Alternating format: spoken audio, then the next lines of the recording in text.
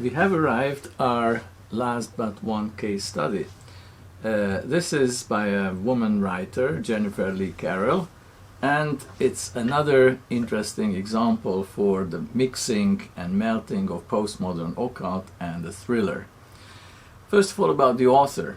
Jennifer Lee Carrell herself was a scholar, a Shakespeare scholar dealing with early modern English literature, and at some point she stopped this career and became a novelist. From the early 2000s she started publishing her thrillers, which are all page-turners, extremely fascinating, very imaginative, and if somebody likes that kind of thrillers, in every chapter somebody is murdered or killed or something breathtaking happens. She has a kind of a constant character, a returning character, Kate, who, like her, was a scholar. Then she turned into a theater director, and she's engaged with Shakespeare productions, and then periodically falls into very, very thriller-like situations. She's helped by an ex-agent, Ben, who is handsome, very strong, very innovative, and the two of them fall into various adventures. So this is a kind of usual adventure thriller story framework, but Jennifer Lee Carrell fills her plots with absolutely fascinating and interesting cultural, historical stuff, partly factual, partly conjectural or speculative. But what is interesting, that when you arrive at the last page of the novel, after all the excitement, she gives a fair and accurate description what was true historical fact and what was speculation in the novel. So it doesn't reduce the enjoyment, but actually you know what should be learned as a new cultural historical material for you and what should be just taken as fantasy. Now, the novel I've chosen from among her output is Haunt Me Still, which was published in 2010, and this is a speculative novel about the origin of Macbeth, how Shakespeare wrote Macbeth and what happened after that. The novel, as usually with such novels, has two time planes, the present and the past. The past is Shakespeare's age, the 16th century. The present is basically the 2000s, and the scenery is Scotland. There is an aristocratic woman, Lady Nairn, who once was a famous actress and then married a Scottish aristocrat, and because of this she stopped acting, interrupted her actress career.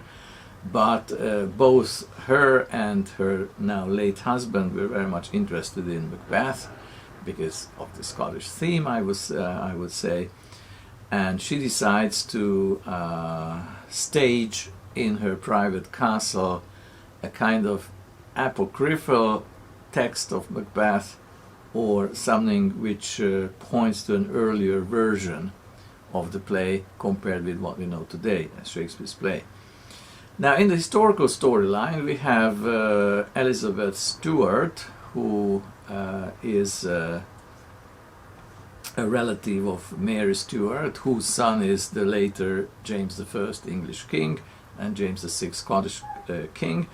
Elizabeth Stuart is very power-thirsty. She dabbles in magical practices, and she tries to actually to murder James, the future king. In the meantime, she receives a wandering actor in her castle, and that's supposed to be the young Shakespeare. They have a love affair, and in the meantime Shakespeare steals her secret of magic. And when it comes to writing Macbeth, Shakespeare is using that black magical, very sinister black magical role and lore, which he learned from Lady Elizabeth Stuart and in Scotland. Historically, of course, this is full speculation and fantasy, but again, compared with history, there is a period in the career of early Shakespeare when we don't know about him. And for the author, Jennifer Lee Carrell, it was possible to kind of making up a situation that wandering actors go as far as Scotland, Shakespeare is member of the troupe, and this is how he gets into those adventures. Now coming back a couple of years later, when he writes Macbeth, the manuscript gets in the hands of Dr. John Dee, who is abhorred by the black magic in it, the dark power, what the play kind of advertises. He understands certain political complications and decides to rewrite the play. This rewritten, purged, tamed version of Macbeth is the one we have today. But the present-day characters, including Lady Nairn and everybody else, are very much excited about the possible old text, and they suppose that somewhere a manuscript exists which has this original version of Macbeth, and they start hunting for it. And in the hunt there are evil forces who try to stop them. There is a kind of competition who finds it, and people start dying here and there. Basically, that's the framework of the story. As I say, it's extremely page-turner, very exciting, full of very, very interesting factual, cultural, historical information as well. So I would say that in the postmodern historical metafictions which have an esoteric theme, this is a very fortunate model, that you pick certain themes, certain motifs, like magic, like alchemy, or like witchcraft. Apparently Lady Nairn's granddaughter, a 15-year-old girl, is a member of a Wicca cult, and that brings a kind of special flavor into the novel too.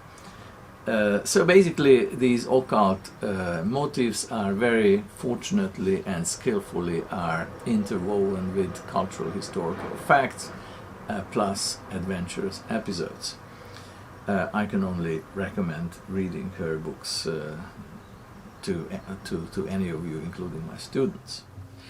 Well, I've come to my last case study. The whole lecture, or rather course, has become quite long, I realize. But let's see this last case study.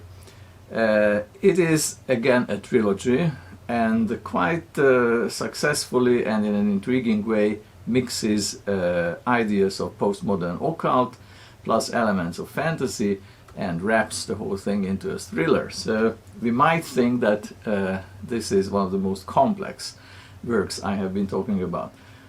Actually, this is not entirely the case, which I will explain you in a moment. What are we talking about? The author is Deborah Harkness, American woman writer. The title is Souls Trilogy. It was published between 2011 and 2014, and it consists of 3 books. The first is called The Lost Book of the Witches, the second, The Shadow of Night, and finally, The Book of Life. First of all, I have to mention that it has been extremely successful worldwide. It's been translated to a number of languages, and if you look at my slide here, you can see that on the left side there's a quotation from the blog of the author, and she was just announcing it 2 years ago when I copied it from her blog, that she was coming to Budapest for a presentation of the Hungarian translation of the second book, and from here she directly went to Croatia, to Zagreb, for the presentation of the Croatian translation of the third book. So no doubt, in a very short time, it kind of has conquered the world. What is it about? It's a fairly complicated story. Let me try to summarize it very briefly. According to the fiction of the novel, there are 4 humanoid species living on Earth, the humans, but besides them there are vampires, witches, and demons. Now you might think that this is in a way innovative to bring together these very popular supernatural creatures into one novel, and maybe it is. Originally these 4 species were or had a common origin, and each group is bothered by the question what happened to them, how they were created, why they started splitting off and diverging from each other. And apparently, again, according to the fiction of the book, everything is written and explained in a mysterious book, which is the Book of the Witches. So basically, all throughout the 3 volumes, there is a quest story unfolding. Everybody is looking for this book. Actually, everybody is fighting for this book. There's a lot of violence and there's a lot of breathtaking adventure. The 2 main characters are a vampire male scientist from Oxford and an American woman who is a historical scholar, historical anthropologist, and she is a witch. And they fall in love with each other. Now here come the troubles, because I must tell you that this is a little surprising or naive to bring these 2 species together, especially if you think of that the vampire is 1500 years old. I'm not going to the details of the adventures, but at the end of the 3rd book we have certain answers to the questions. In the meantime, a lot of cultural history and genetics and biology and a number of other features are mixed in the novel, and on top of everything there is a lot of sensuality in the novels as well. Let me start with the good things, that Deborah Harkness has a very, very good feeling for creating atmospheres and describing sensational experiences like the taste of food or the taste of wine or colors or things like that. And I must tell you that there's also quite a lot of sex in the novel, with fairly detailed descriptions of the difficulties when a vampire and a witch try to have sex with each other. This already borders on kind of my limits of what I can expect and accept as literary fiction. But the greatest problem is the following.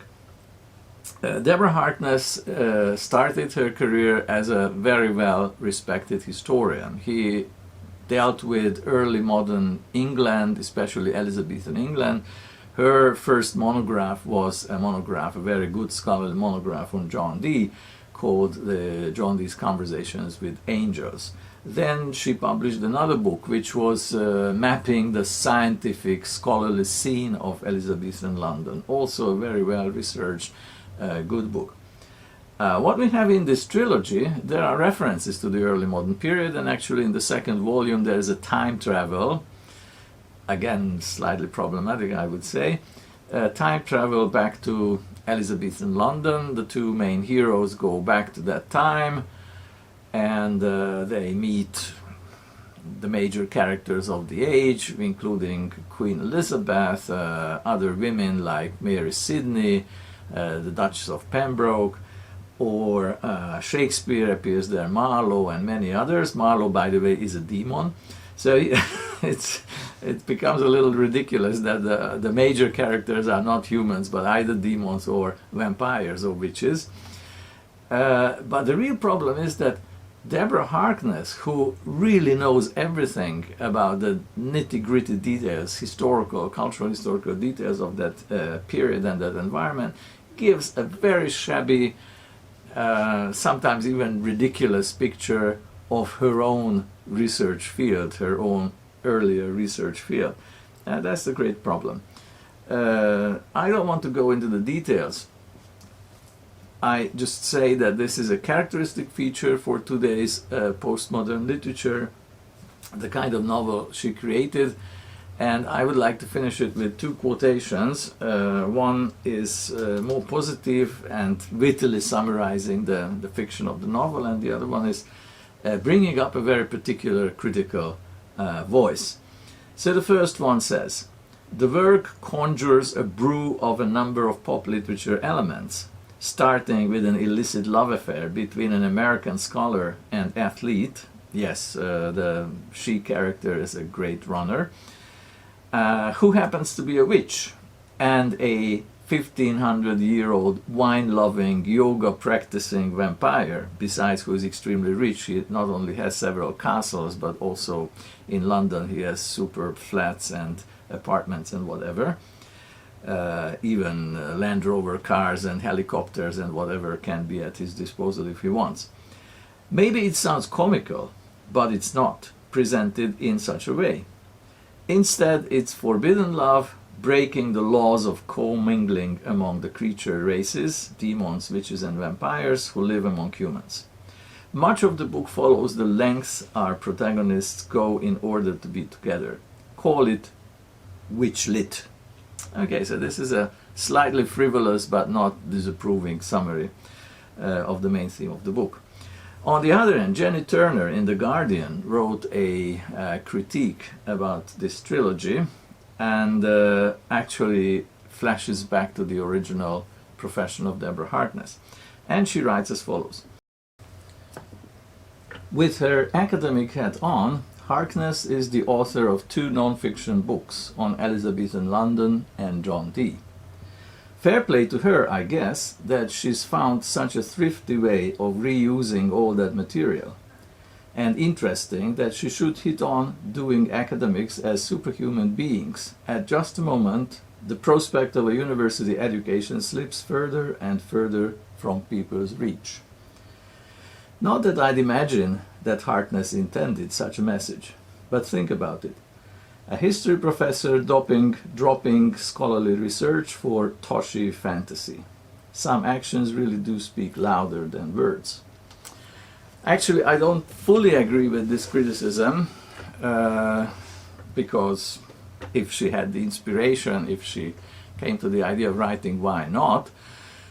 Certainly the presentation of academics as only suggesting that only superhuman beings are good academics is somewhat problematic, but my greatest problem is that she has not really transmitted much of the real cultural historical knowledge she possesses, and basically feeding her readers with sometimes actually quite silly things. Okay, so much about this very successful and bestseller trilogy, which, as I mentioned, mixes occult, fantasy and thriller, and that seems to be that this is the future, this is the future, or this is already the present. And obviously, even in this hybrid genre, we have better or worse products.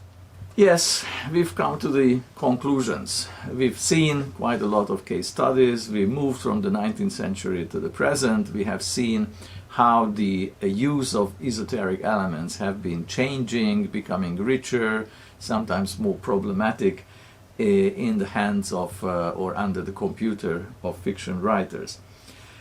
One burning question remains, and I would like to finish with these questions, or answers to this question. Namely, that what are the causes and reasons behind this lure with the occult in our present globalized technological age?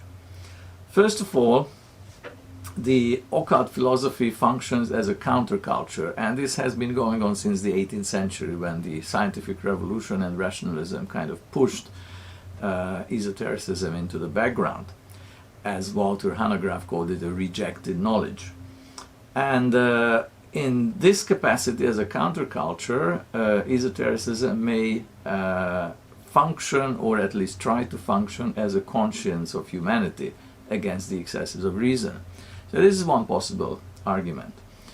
Of course, we have to remember that since the late 19th century, maybe beginning with Nietzsche, but it's debatable who was the first pioneer with this criticism, the Enlightenment project has been under severe criticism by European intellectual historians and other intellectuals.